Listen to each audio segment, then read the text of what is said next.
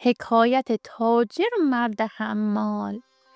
سلام دوستای عزیزم، امیدوارم حالتون عالی باشه. داستان امروز داستان مرد تاجری است که 7 سال در قبر زنده به گور شده بود و اما زنده موند. اگر دوست دارین بدونین که چه بلایی سر این مرد اومد و به کجا رسید، داستان امروز رو حتما گوش بدین. روزی بود و روزگاری، مرد حمالی بود و یک روز داشت بار می برد که رسید به باغی. بارش را زمین گذاشت و گفت خدایا، من بنده توام و صاحب فلان شده این باغ هم بنده توست. اتفاقا صاحب باغ در بالاخانه سر در نشسته بود. صداش کرد و گفت حمال باشی، بارت را برسان و برگرد اینجا، باری دارم میخواهم ببری جایی.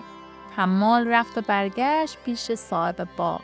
دید مرد تکیه زده به پشتی ملیل دوزی شده و دم و دستگاه مفصلی دارد.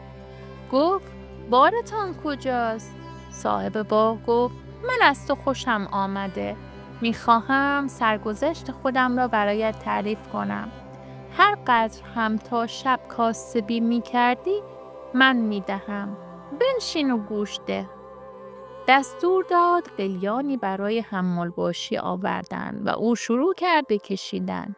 مرد گفت من پسر تاجری بودم و همیشه به نصیحت‌های پدرم گوش میکردم، تا اینکه پدرم مرد و من نشستم جای او و با شریک‌هایم شروع کردم به تجارت. کارمان بالا گرفت و همیشه 10-12 تا کشتیمان روی آب میرفت و میآمد. روزی در کشتی نشسته بودم که باد مخالف وزید و کشتی را غرق کرد. من داراییم را که در یک جعبه بود هم کردم و خودم را با تکه چوبی به جزیره‌ای رساندم. چند روزی در آن جزیره بودم و شکمم را با میوه ها سیر می کردم، تا اینکه رد آب رودی را گرفتم و به سرچشمه‌اش رسیدم. رفتم و یک وقت دیدم جلوی دروازه شهری هستم. وارد شهر شدم و از جیبم پول درآوردم نانی بخرم. گفتن این پول را اینجا قبول نمی کنیم. از جعبه‌ام پول طلا درآوردم و رفتم پیش صراف تا خردش کنم. مرد صراف وقتی پیش آمده مرا شنید از من خوشش آمد. منو به خانه‌اش برد. 2-3 روزی گذشت و هر روز دختری در حیاط رفت و آمد میکرد که بسیار زیبا بود. از مرد صراف سوال کردم که این دختر کیست؟ گفت اگر میخواهی پیشکشت میکنم. دختر را عکس کردم و کنار دکان صراف دکانی باز کردم و مشغول صرافی شدم.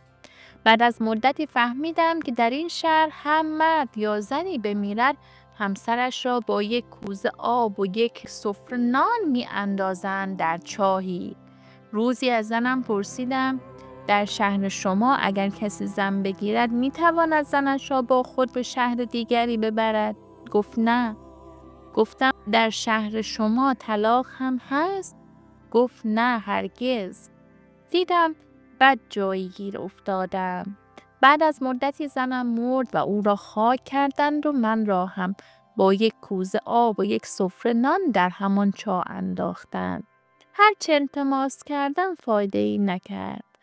وقتی رسیدم به ته چاه دیدم 1000 زر گشادی دارد و کلی استخوان روی هم ریخته. حساب کردم دیدم نان و آبی که برای من گذاشتن به روز 4 هم نمی رسد. این بود که قناعت کردم بلکه یک نفر دیگر را در چاه بیاندازند و با او شریک بشوم. تمام استخوان‌ها را یک طرف جمع کردم و لباس‌ها را هم طرف دیگر.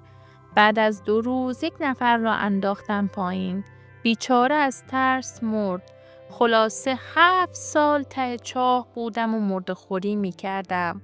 هر کس را که پایین می‌انداختن اگر می‌مرد که هیچ، اگر نمی‌مرد خفه‌اش می‌کردم و آب و نانش را برمی‌داشتم. یک روز دیدم گربه‌ای آمد و رفت سر وقت گوشت یک مرده. بعد هم رفت. فردا باز هم گربه آمد. وقتی برمیگشت دنبالش دویدم. یک وقت چشمم به یک روشنایی خورد و دنبالش رفتم تا رسیدم کنار دریا. از خوشحالی زمین را سجده می کردم. برگشتم و هرچی کفش و لباس در آن 7 سال جمع کرده بودم برداشتم و آوردم.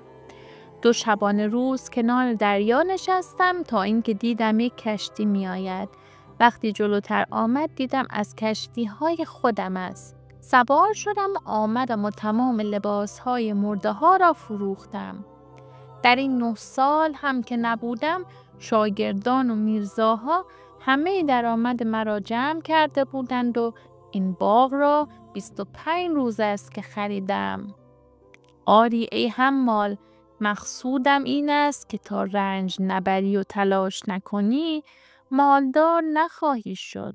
حمال به داستان تاجر گوش داد و تصمیم بر آن شد که تمام تلاشش را بکند و در راه تاجر قدمی گذارد. دوستان عزیزم، داستان در اینجا به پایان رسید و امیدوارم از شنیدنش راضی باشین. لایک و کامنت و سابسکرایب کانال من رو فراموش نکنید. انشالله که لذت همراهی با شما رو همیشه داشته باشم.